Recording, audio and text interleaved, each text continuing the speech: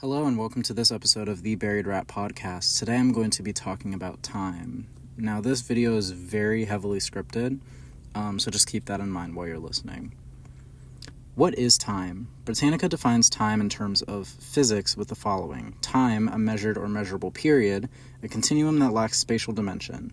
Time is of philosophical interest and is also the subject of mathematical and scientific investigation.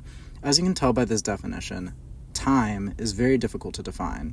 We all experience the passage of time. We use time to sequence events one before or concurrently with another, but at the same time, we have no real solid definition of what time is or how it works.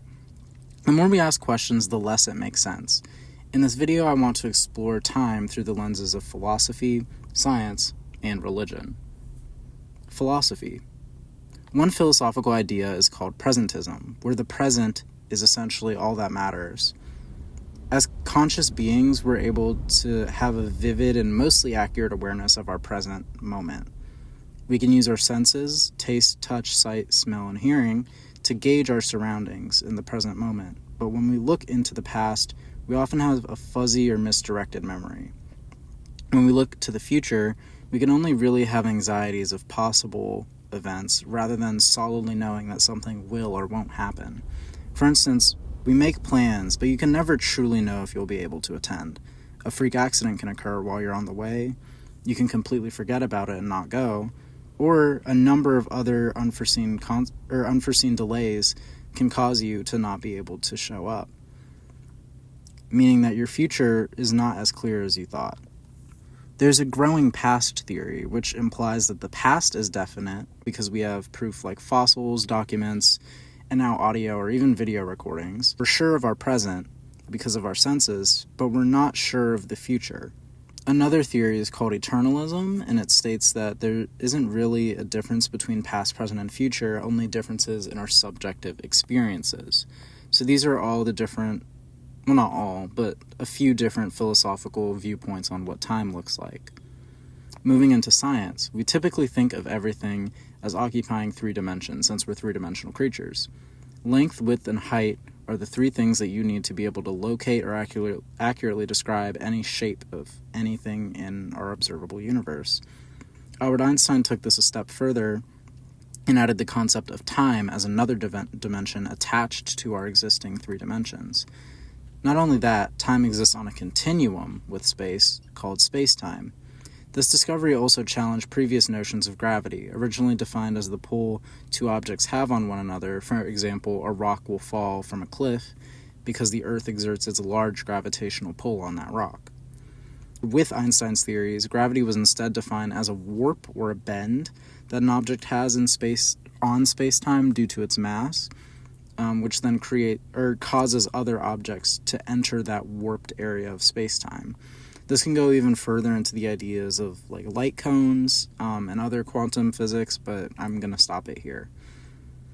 Because time is so hard to define, many scientists choose rather to examine and define properties of time instead of defining time itself.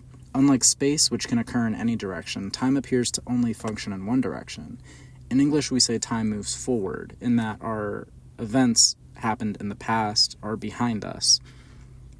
In languages like Mandarin, time moves up and down instead. No matter how we choose to phrase it, time appears to be linear. Sean Carroll, a theoretical physicist, philosopher, and Johns Hopkins University professor, stated in a YouTube video by Big Think that time is largely influenced by entropy, which is the tendency for a neat or orderly system, low entropy, to become more chaotic, high entropy.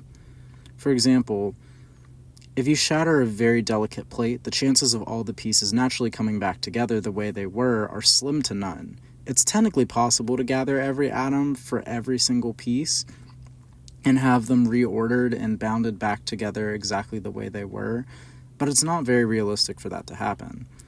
The system went from low entropy to high entropy. The idea behind the Big Bang is that we live in a very chaotic, high-entropy world, and it only becomes more chaotic and complex by the moment. The Big Bang Theory proposes that the entire universe was neatly organized, was in a neatly organized state that underwent certain events, leading to more and more entropy.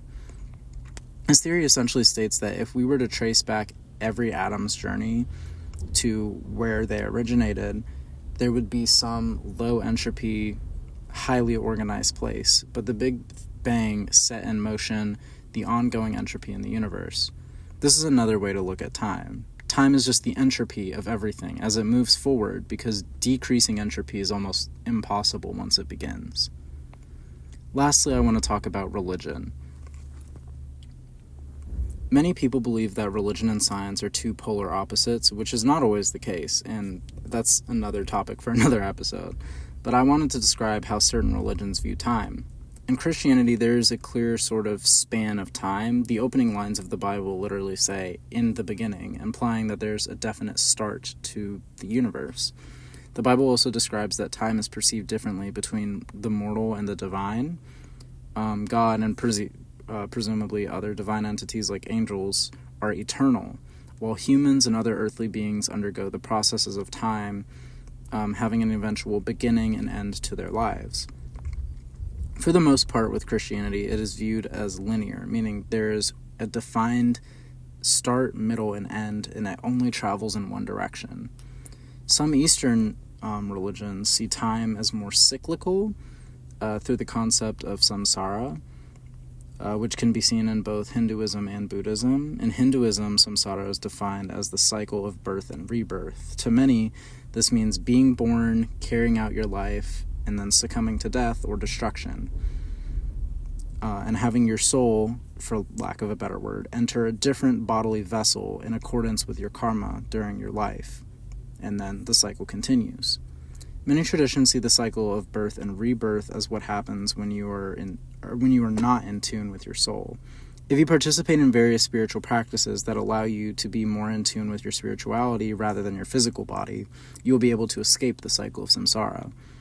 There are several measures for time in Hinduism, including the amount of time it takes for two particles to bump into each other, and the amount of time that one day lasts for a certain deity, and more. The important thing here is that time is also intrinsically linked with space. Time informs space, and space informs time. One cannot exist without the other, because they are, in some ways, one and the same, along with everything else. Buddhism evolved out of Hinduism, kind of similarly to how Christianity evolved out of Judaism, where they share a lot of similar teachings and practices. It kept the idea of samsara, but it is seen as much more of a negative thing. One of the noble truths of Buddhism is that life is suffering, and being reborn means that you will once again have to enter the cycle of suffering. Reaching nirvana or enlightenment can give someone a path away from the cycle of suffering. When talking about time specifically, it's seen as almost an illusion or a trick of the mind. Time is merely a tool for someone's consciousness to categorize events and sequences. When we hear the word dog, for example, it implies something to our minds. It's a helpful category to understand the animal. Same thing with time. We use words like day as a category to summarize events over a certain period of time.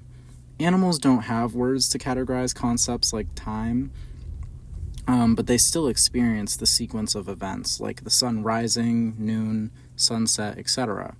The passage of events is something that can be clearly observed by any being, but humans have turned the series of events into its own concept that goes a step beyond reality and ties into some more internal beliefs that humans hold. In conclusion, time is a fascinating concept that can be viewed through the lenses of philosophy, science, and religious teaching. If you learned something new or have any questions or thoughts, feel free to leave them in the comment section below. This is the most scripted and most researched video I've done so far, so if you enjoy it, I would love to hear it in the comments below. All the resources I'm using will be in the description as well. Anyways, it looks like I'm running out of time, so I'll see you in the next episode. Bye-bye.